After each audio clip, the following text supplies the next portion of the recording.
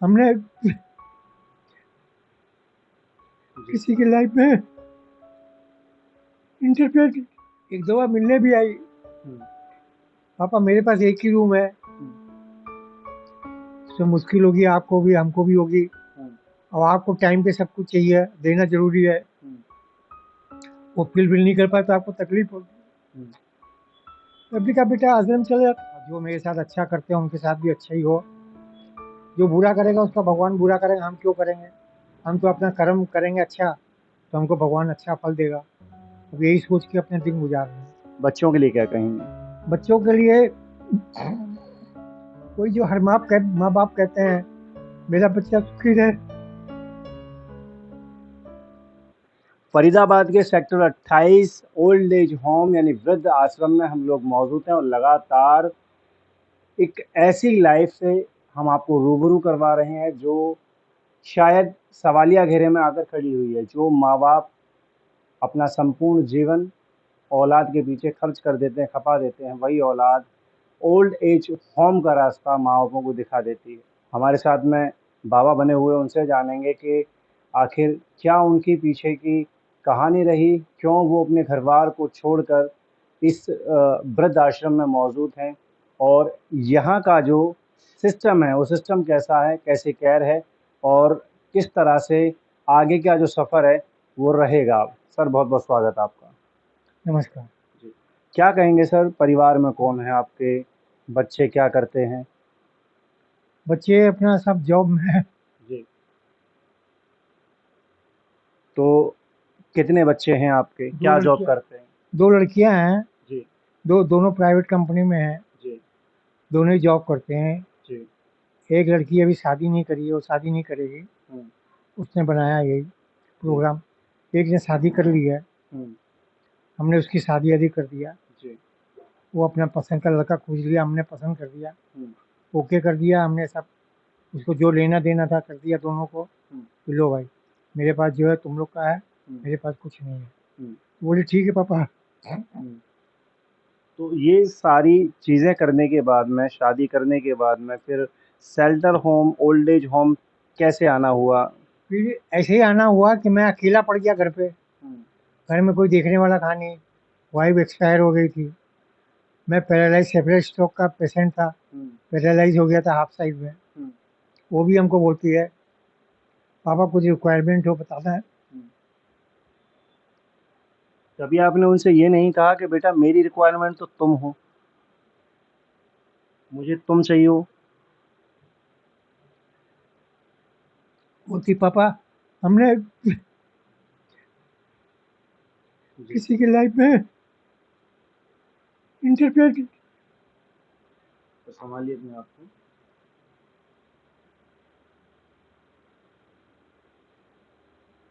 क्या कुछ हुआ था मतलब क्या लगता है आपको? कुछ नहीं, सब चीज़ नॉर्मल है। एक दो बार मिलने भी आई। हुँ, पापा मेरे पास एक ही रूम है, हुँ, उसमें मुश्किल होगी आपको भी हमको भी होगी, हुँ, और आपको टाइम पे सब कुछ चाहिए, देना ज़रूरी है। हुँ, वो फुलफ़िल नहीं कर पाए तो आपको तकलीफ़ होगी। हुँ। तब भी कहा बेटा आश्रम चले जाओ। एक पिता जो पैरालिसिस है, जिसको अपने बच्चे के साथ की, प्यार की उस वक़्त सबसे ज़्यादा ज़रूरत है और वो एक आश्रम शिफ्ट हो जाता है। हालाँकि ये केयर करते हैं, सब चीज़ें ठीक हैं, लेकिन क्या सवालिया घेरा यहाँ पर आकर नहीं खड़ा होता कि एक बच्चे का क्या यही फ़र्ज़ है? नहीं पैरालाइज़ भी तो हमको, पैरालाइज़ ने एकदम स्मार्ट कर दिया, हुँ, हमको फुलफ़िल कर दिया, सब कुछ कर दिया। हुँ। मैं अकेले कलकत्ता से दिल्ली, दिल्ली से कलकत्ता आ जा सकता था, बोलेंगे। अच्छा पीछे से आपका जो बैकग्राउंड है, आप एक असिस्टेंट मैनेजर हुआ करते थे भूषण स्टील में, क्या कहेंगे? उसके बारे में देखिए अब क्या हमारी मेमोरी बहुत लॉस हो गई है। हुँ, भूषण गया, हमारी मेमोरी गई, इतनी मेमोरी हमारी रह नहीं गई। मेमोरी इतनी खराब हो गई है कि जिसका कोई हिसाब नहीं है। अब यही है भगवान से बनाते हैं, ए, जो हो अच्छा ही हो, आगे आने वाला कल भी अच्छा हो, हुँ, और जो मेरे साथ अच्छा करते हैं उनके साथ भी अच्छा ही हो। जो बुरा करेगा उसका भगवान बुरा करेगा, हम क्यों करेंगे? हम तो अपना कर्म करेंगे अच्छा, तो हमको भगवान अच्छा फल देगा। अब यही सोच के अपने दिन गुजार रहे हैं। बच्चों के लिए क्या कहेंगे? बच्चों के लिए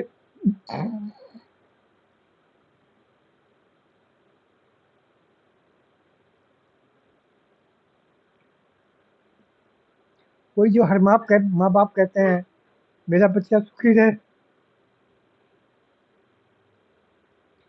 बच्चे हमेशा सुखी रहते हैं। माँ बाप हमेशा ये कहते हैं कि मेरा बच्चा सुखी रहे, लेकिन एक औलाद का, एक बेटे का, एक बेटी का कुछ दायित्व, कुछ फर्ज बनता है उन माँ बापों के लिए। बच्चों को भी ये देखना चाहिए कि हमारे माँ बाप किस हाल में हैं, कैसे हैं, हमसे दूर हैं, क्यों हैं। जिस वक्त, जिस अवस्था में हमें उनकी सबसे ज़्यादा ज़रूरत है या उनको हमारी सबसे ज़्यादा ज़रूरत है, उस अवस्था में हम उनको खुद से दूर कर दें, कितना सही है ये? उनके हिसाब से बहुत हद तक सही है, क्योंकि उनकी अपनी भी लाइफ है। एक हिसाब से देखा जाए लाइफ तो आपकी भी थी ना, जब वो छोटे छोटे हुआ करते थे। आपने पता ना कितनी रातें बिताई होंगी, भूखे मरे होगे आप, प्यासे मरे होगे आप, और कितने लोन आपने झेले होंगे। क्या कुछ नहीं किया होगा कि आपकी लाइफ लाइफ नहीं थी? हमको तो भगवान ने सपोर्ट किया।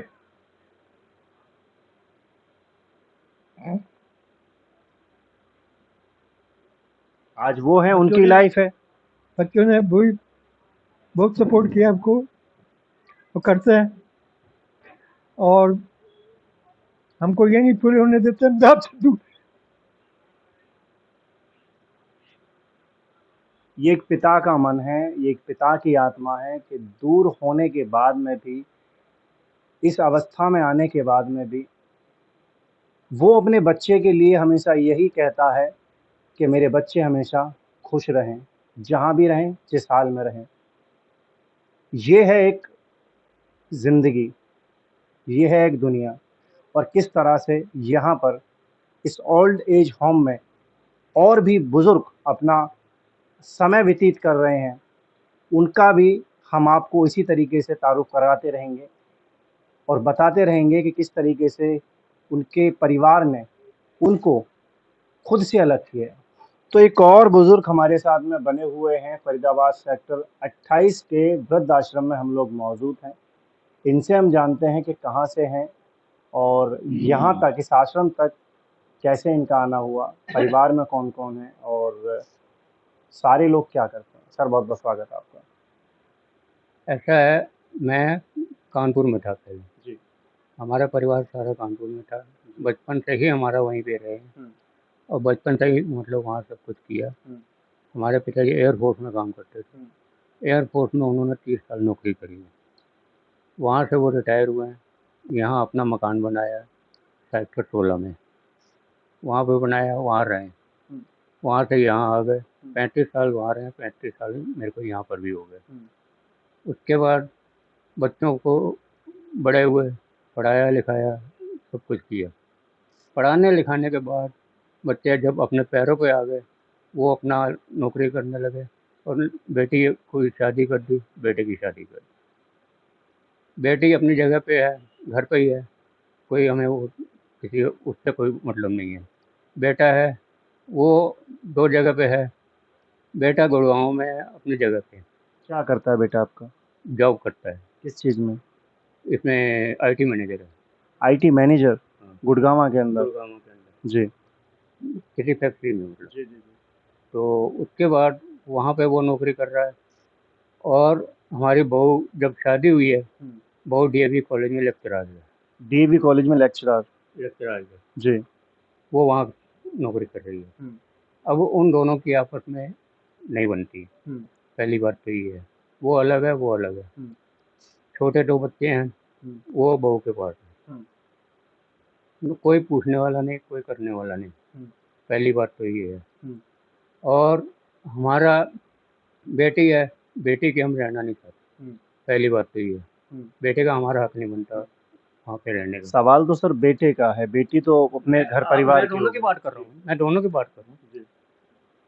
बेटी जो है वो अपने घर में है, अपने घर में रहेगी।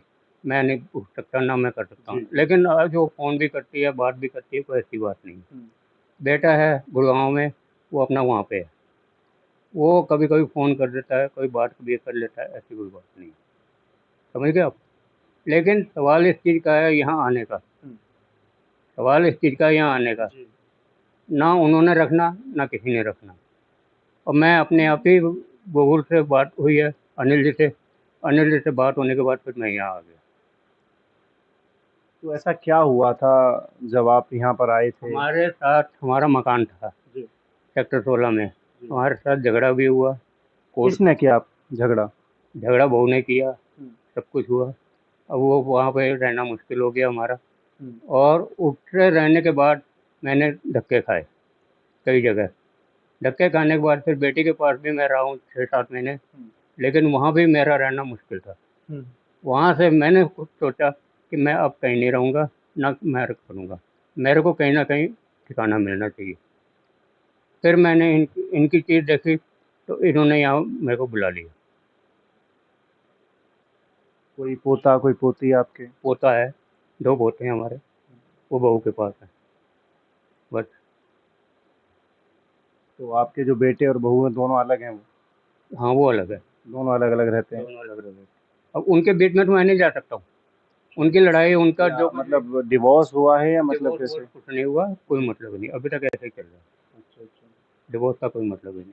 तो यहाँ आने का फैसला ही किसका था? मेरा था, मेरा अपना मजबूरी था। मजबूरी में था या मजबूरी कैसे? में आया हूँ मैं, मजबूरी में आया हूँ। ये आश्रम मैंने देखा, आश्रम के अंदर बहुत ही अच्छा, मतलब हमारा फैमिली की तरह हमको रखा गया है, सब कुछ है। 3 साल हो गए यहाँ पे रहते हुए, आज तक किसी ने कोई बात नहीं करी, ना अनिल जी ना कुछ।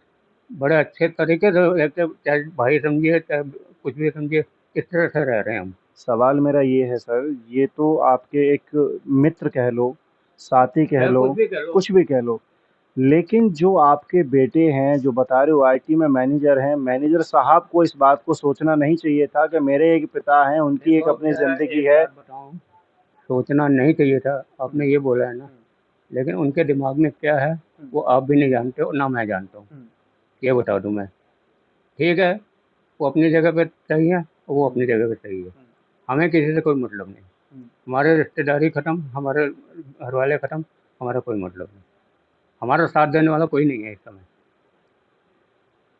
ये एक पिता अपने बेटे के लिए, अपनी बहू के लिए, अपने बच्चों के लिए ये शब्द वो अगर सब कुछ कहे कर सकता है, कहे वो तो सब कुछ बात मेरी बात सुनिए, वो सब कुछ कर सकता है, लेकिन बच्चे नहीं कर सकते हमारे लिए, ये भी आज बता दूं।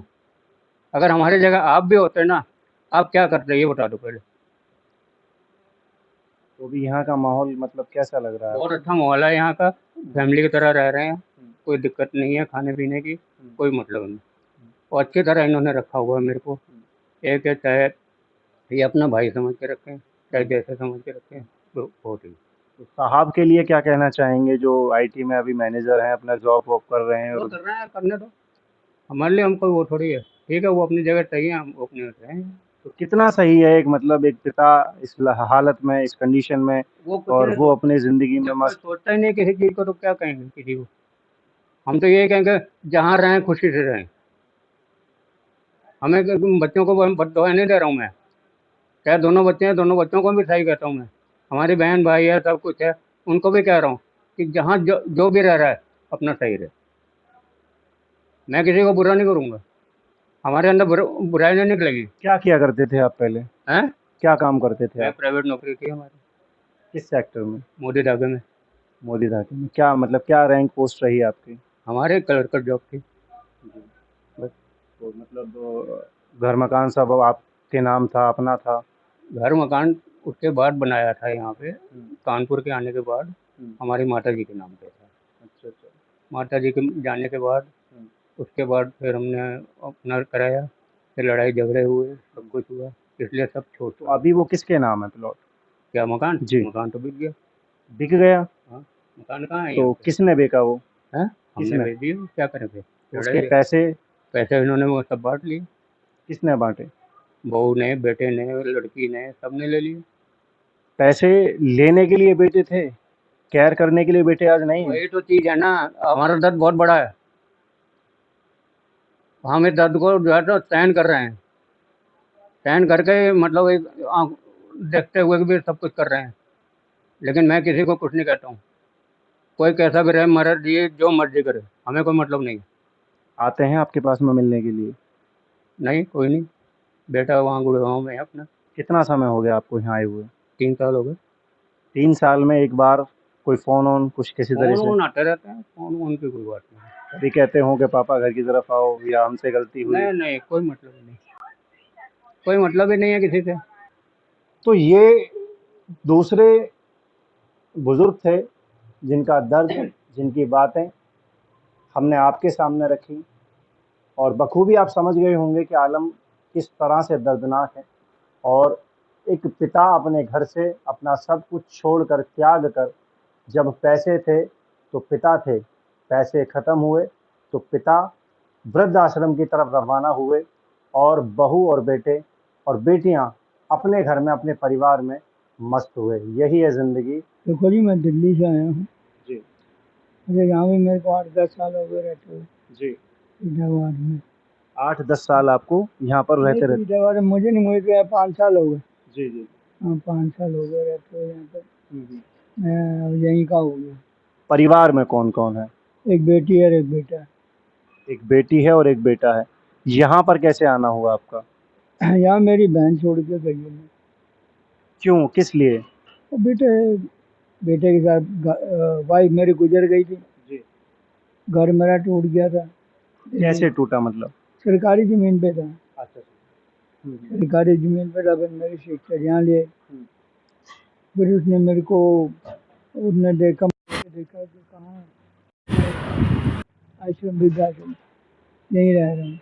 तो आपने बोला आपकी एक बेटा है, आपकी एक बेटी है, तो उन्होंने आपको रोका नहीं, मना नहीं करा कि मैं मतलब? उसके साथ भी रहा हूँ। जी। 5 साल बेटे के साथ रहा हूँ। फिर बेटे के साथ बनी नहीं मेरी। बेटी मेरी दिल्ली में रहती है, बुद्ध विहार में। बेटे के साथ में क्यों नहीं बनी, क्या कारण रहा? वो थोड़ा सा मोटे दिमाग का है। मोटे दिमाग का है वो। तो फिर खर्चा पानी नहीं देता था मेरे को। फिर मेरी बहन मेरे को इधर छोड़ गई। तब से मैं इधर ही जा रहा हूँ। रिश्तेदारों की बात करते हैं, कौन कौन है, मतलब कहाँ कहाँ सब लोग हैं? मेरे रिश्तेदारों की बात ऐसे है कि मेरी बहन है 16 में। बेटी मेरी बुद्ध विहार में रहती है, दिल्ली में। बहन मेरे को छोड़ गई। बाकी रिश्तेदारी है, कौन रिश्तेदार किसको पूछता है? क्यों? ये रिश्तेदार जब अपने बेटे बेटी में पूछते रहे, कौन पूछता है? ऐसे ही है, सबका यही हाल है, मेरा क्या। क्या करते हैं आपके बेटे जो हैं, बेटी जो है, क्या करती हैं, क्या काम करते हैं? बेटा मेरा हॉस्पिटल में जॉब करता है। कौन से हॉस्पिटल में? मेट्रो हॉस्पिटल में। किस रैंक पर? और क्या करते हैं जब वार्ड बॉय में। वार्ड बॉय में। तो अपने पिता को एक वृद्ध आश्रम में छोड़ जाना या रास्ता दिखा देना, मजबूर कर देना, कितना सही है ये?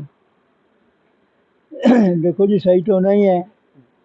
सही तो नहीं। हालत ऐसे बन गई कि वो बनती नहीं थी उसके साथ, कि वो हर वक्त चिढ़ता था, लड़ता था मेरे से। कारण क्या था, क्यों लड़ता था? है जी। क्यों लड़ता था आपसे? कारण कारण जो भी हो, कारण क्या होता है, वो अपने दिमाग का था। ऐसा समझाता था वो। मैंने कभी तू वो अपने 4 पैसे बचा के रखा था, अभी वही हालत, कहना नहीं मानता। फिर मैंने अपनी बहन को बताया भी इसके साथ मेरी बनती नहीं है।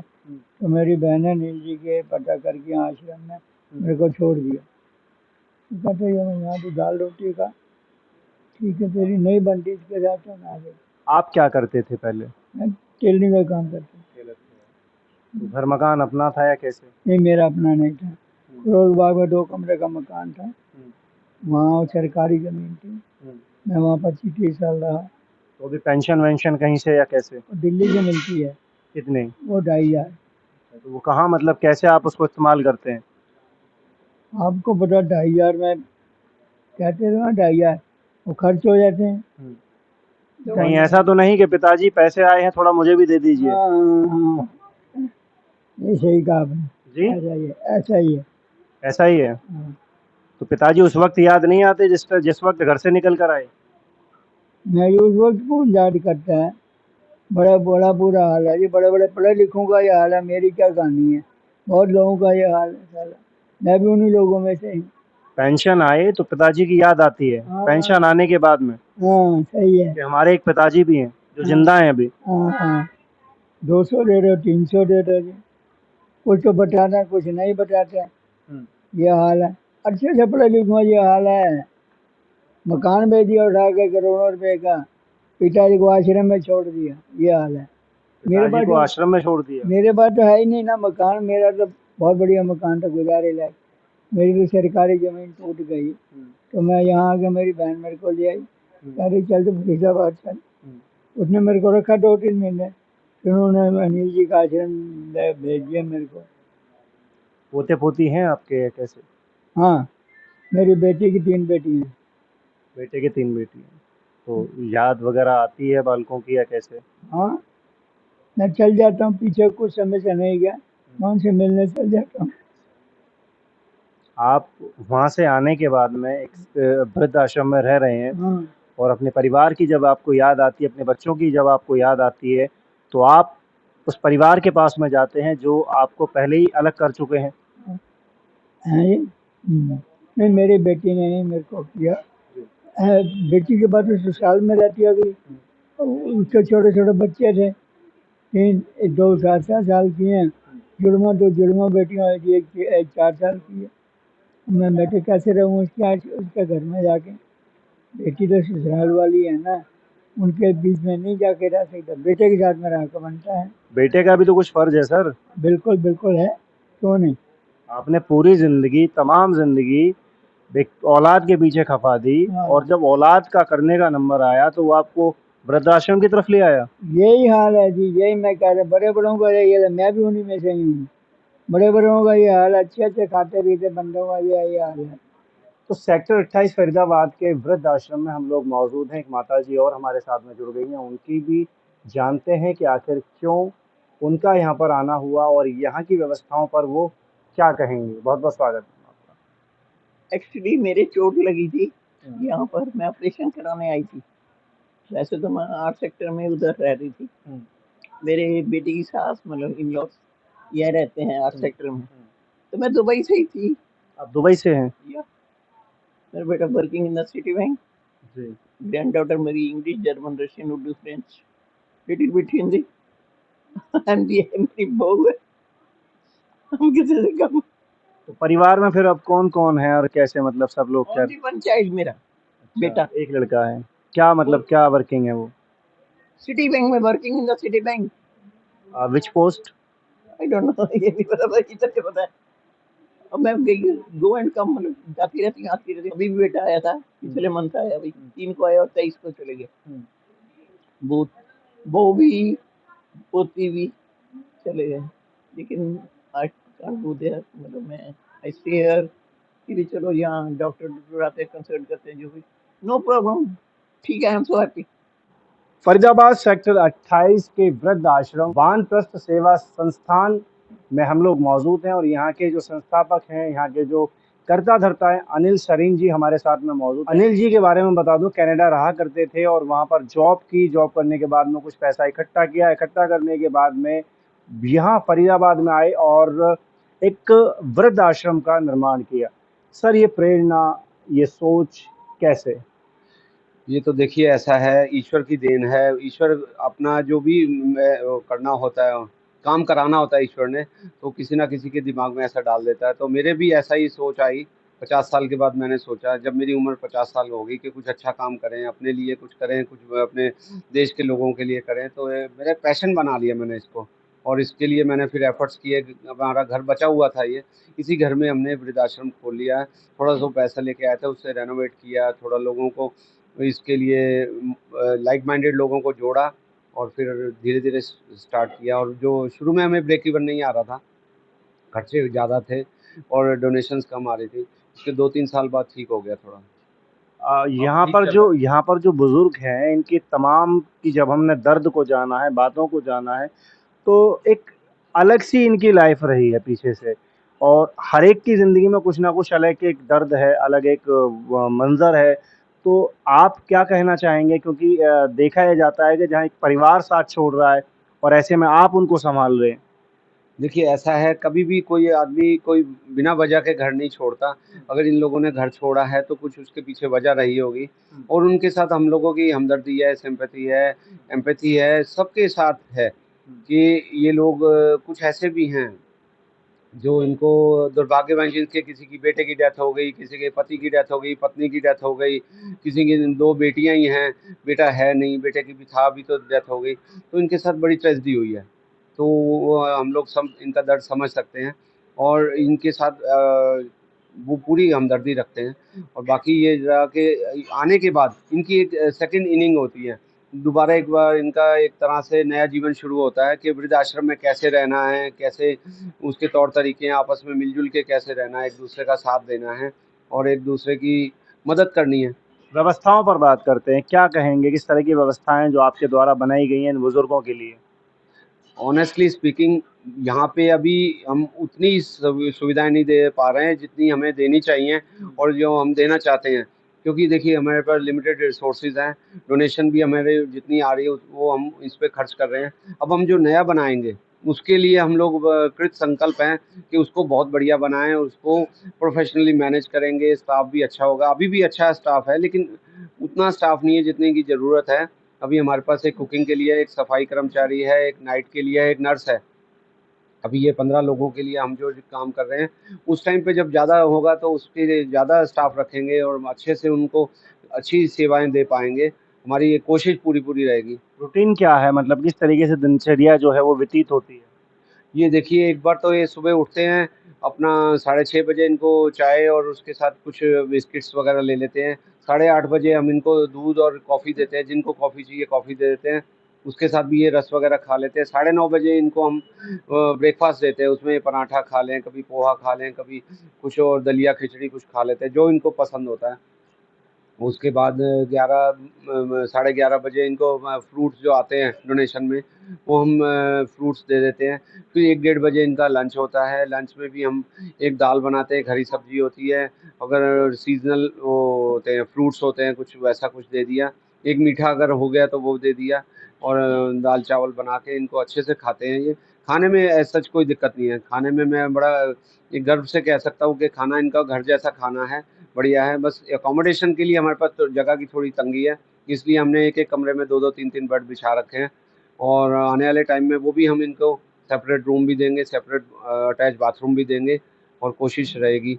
और रहा बात अभी वो मैं बता रहा था कि लंच जब 1:30 बजे हो जाता है, उसके बाद 4 बजे, 4 से साढ़े 4 ये चाय पीते हैं, लाइट सा स्नैक्स लेते हैं और वो चाय के बाद ये समझिए 6:30-7 बजे पूजा करते हैं, आरती होती है, उसके बाद ये लोग खाना 7:30-8 बजे खाना खाते हैं, फिर 8 बजे टीवी देख लेते हैं, 8 से 10 तक ये लोग टीवी देखते हैं, आपस में एक-दूसरे से इंटरैक्ट करते हैं, गपशप करते हैं, अपना पूरे दिन की बातें आपस में खोल लेते हैं। बुजुर्गों की यहाँ पर आने की प्रक्रिया क्या है? कैसे उनको मतलब रखा जाता है? कैसे उनको दाखिल करा जाता है इस आश्रम में?